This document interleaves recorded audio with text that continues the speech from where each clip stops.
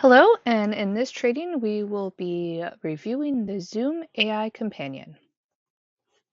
So, what exactly is the AI Companion? So, it is actually a generative AI assistant designed to enhance your Zoom experience. And a couple of the key features that it enhances your experience with is, for instance, it actually helps you compose messages. It helps you draft emails and chat messages with the appropriate tone and length. It also summarizes information, so it can summarize information in chat threads as well as meeting discussions. And this feature is really great because it allows you to grasp the big picture and respond efficiently. Also, there's meeting assistance, so it provides real time help during meetings. It can generate meeting summaries without the need of recording. And finally, there's transcription, so it can actually transcribe the meeting audio in real time and then organize the meeting content into discussion points and action points. Some additional features is it actually has a team chat quick schedule. So if you're using the chat function in Zoom, it can detect situations and messages where meetings will likely be created so that it can actually suggest times for you. It also does smart recording. So what's really great about this is it actually creates a cloud recording in a faster through highlights, smart chapters, summaries, and next steps. And it gets you also the analytics on key meeting and conversation factors. So one thing that would be really great is if you're actually recording it yourself in Zoom for a lecture, creating those smart chapters can make it really easy for the students to navigate the lecture if they need to go back to follow up on more information. There's also the thread summary, so you could quickly summarize your chat threads, enabling you to grasp the bigger picture.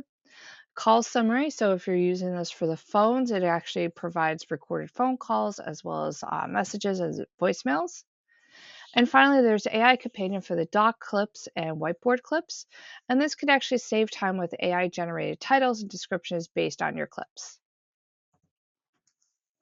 So, in order to enable Zoom in the meeting,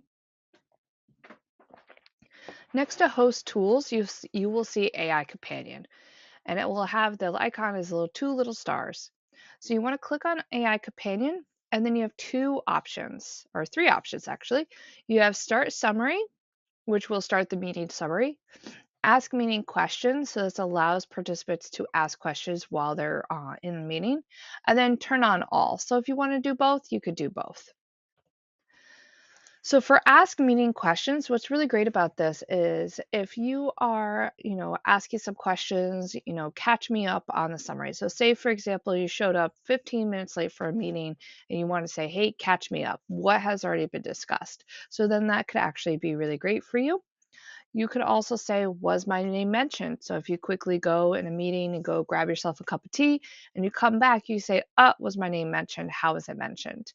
And then what are the action items? So if there's already been action items discussed, you could actually discuss it here. There's other questions that you could try as well, and I encourage you to try these questions to see how it could benefit you. In order to turn off the AI Companion, all you have to do is go back to AI Companion and click Turn Off. For meeting summary notes, so after the meeting has been completed, then you will receive a meeting summary, typically within your email. And what's really great about this is that it provides you a quick recap, some action items, some topics that may have been discussed, and the one thing that we really urge everyone to do is you want to make sure that you review the meeting summary notes prior to sending them out to everyone who is in the meeting. And the reason why is AI is not perfect. It still needs a human touch. And so there's been instances, even with my own team, that, it says Emily has discussed the increase in nuclear war. And, we probably weren't discussing nuclear war at that point in time. So you really want to make sure that the summary actually captures everything that is actually accurate. And so you do have the option in the bottom of the meeting summary is that you can see that you could either share the summary or edit. So if you need to edit the summary, you could just click the edit button, or if you would like to share it, you could just easily share it. Another really great tool within the AI Zoom Companion is Record with AI. So when you go to the Record to the Cloud and it says Smart Recording with AI, Companion enabled. What's really great about this is that there's additional settings that you could do. So you could actually have a recorded highlights, summary and smart chapters, next steps, and meeting coach. So we'll review all of those in a minute, but those it's really great to have this option because it adds a little bit more in depth in issues. It prevents more issues with your recording. So we do have at New York Tech, we do have a data classification matrix, which is a really great tool to discuss what is public data, restricted data, as well as confidential data. So public data is press releases, course information, and research publications. So this is data that you could probably find elsewhere on the interwebs as well as Google and on our website. Then there's confidential data. So confidential data is data protected by the state or federal privacy regulations.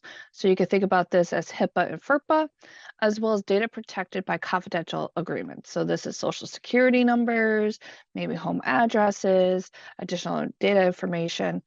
And you never want to put this information into an AI tool because that allows a security risk and then allows other people's information to be sent elsewhere and used on the dark web. Restricted data is all institutional data that is not explicitly classified as confidential or public, but should be treated as restricted data. So this is the gray area of our data, right? So we want to take a step back and think about the purpose of utilizing this AI tool with this data. So this data we'll go through this a little bit further, but this data you may have to actually scrub of any identifier information as well as make it more anonymous in order for it to be used in a AI tool. Or you may want to not even include this type of data in an AI tool even after removing all of the identifiers that you can. So one of the things that's really important and different about the Zoom is that there's a Zoom privacy statement. Because when you're using AI tools, you want to make sure that you are aware of what their privacy statement is. So Zoom AI Companion uses AI technology, which may include third-party models, and allows meeting hosts to initiate AI-generated summary of their meeting. It does not store personal conversations, and all data is solely for the purpose of enhancing the user experience. All data is encrypted both at rest and in transit for added security. So what's really great is that this tells us that your data is stored securely and it's not used for training the tool. It's only used for enhancing the user experience. One of the things that we are really mindful of is are you talking about in the meeting?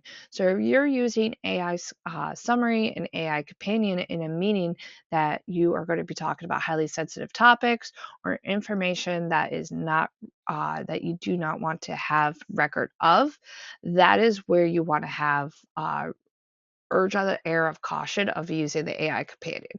If it's just for a generic team meeting or a lecture for your class, then by all means, please use it. But if you're going to be talking about any PII or PHI information, we strongly encourage you not to utilize the tool solely because we do not want the AI summary to capture the information that you're sharing.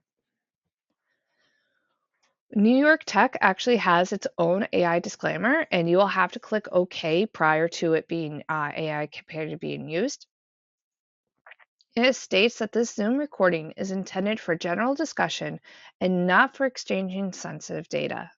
By choosing to use New York Tech's Zoom AI Companion, you and all participants of this meeting have agreed that you will not share any personal identifiable information, PII, or protected health information, PHI, to ensure the privacy of yourself and others and compliance with the data protection regulations and New York Tech policy.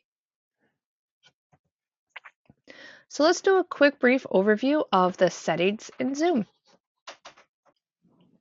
When you log into nyit.zoom.us, this is the website that you'll be brought to. You can see that there are some useful information here, including the Zoom AI Companion features. So you want to make sure that you review that information under host resources. and also participant resources. So let's sign in. And here is your Zoom profile. So in order to see what settings you have available to you in Zoom, you want to go into Settings. And the first one that will pop up is AI Companion. So the couple of ones that I want to just make a quick note about is that it says allow users to ask AI companion questions about the meeting. So this is actually the ask questions component. So you can turn this off if you would like to, but you can also turn it on and keep it on. One thing it does is it says automatically allow access when the meeting starts. So one of the things that you want to do or possibly do is you may want to start automatically allow access when the meeting starts in order to ensure the most accurate responses. So if individuals have logged in later or earlier, you could actually see it. The one hiccup that I would say about this, and one thing of air of caution, is say, for example, that you are logging into a meeting 15 minutes early to have a quick discussion before the actual meeting starts or interview for the candidate starts. And one of the things I would be mindful of is that 15 minutes will also be captured in the AI companion summary. So if you only want to capture what the part of the meeting that you're having, then you would want to not start automatically, and you would want to be able to do that from when you prefer them to start it in the meeting. Share access with, so this is who you would have access to asking questions. Meeting summary with AI companion. So you can actually toggle this on and off, and you would get the summary. Once again, turn on the meeting summary automatically when the meetings start. You can either do this right when it starts, or you can start this in the meeting. One of the things says send an email notification when sharing with users. So include a summary text in the email. The other option you have is don't include the summary text in the email. And the only thing that I will do is when you receive the email notification that when you have forwarded it will have a link to Zoom rather than just the summary text.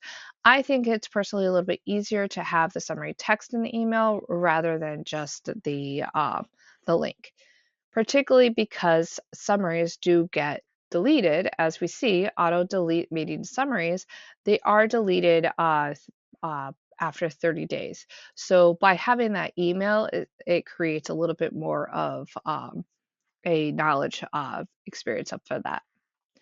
For automatically share summary with, we would recommend to keep this only me, the meeting host, mainly because you want to make sure that you edit the AI companion summary prior to sending it out to others. If you do have co-hosts or alternative hosts that you are working with, we would encourage you to also have them take a look at the summary so you can make sure that it is accurate to what was discussed. Something that is really awesome is it says use screen share content with OCR. And what this does is it's an optical character recognition and it generates more accurate and relevant AI companion results. So it converts images of text screen shared during a meeting into a machine readable text. So it actually does make you what if you're presenting slides or if you're presenting a presentation or a document, it will actually have those text screen shared into readable text, so it's better to be understand. And it says use meeting chat messages. So these are in-meeting chat messages to provide additional context to AI companion features. So that's, for example, if your students are asking you questions in the chat, those chats will be used within the AI companion summary. To go over this quickly, so this is a smart recording with AI Companion, which I did briefly talk about. We do have a couple of options here. So we have this question where it says this option is selected. So this is recording highlights. So the meeting details in the auto transcript will be highlighted. So you can modify the highlighted sections and generate video summary. So based on these sections. So the summary is for informational purposes and it may not be complete. But if it gives you the too long don't read version of what was going on in the meeting. There's also smart chapters. So by selecting this option, your recording will have chapters with summary or with overview, and you can also edit these chapters. There's also next steps. So by selecting this option, there will be a summary of actions to take after the recorded meeting. So that will also provide, make sure everybody is on the same page and understands what is going on with the meeting and the next steps and the action items. And finally, there's Meeting Coach. And what's really great about Meeting Coach is it gives speakers the metrics on their talk listen ratio, the talk speed, filler words, and their shortest, longest spiel. So it's really great that the host and participants can view their own metrics and the admin can view them all. So it's really great that you could have this Meeting Coach aspect, particularly if you are working with students on having presentations and those filler speech, and you're working on it for yourself. This is actually a really interesting thing because you can actually, it does all of the metrics for you to be in order to understand where you may want to work on with your presentation.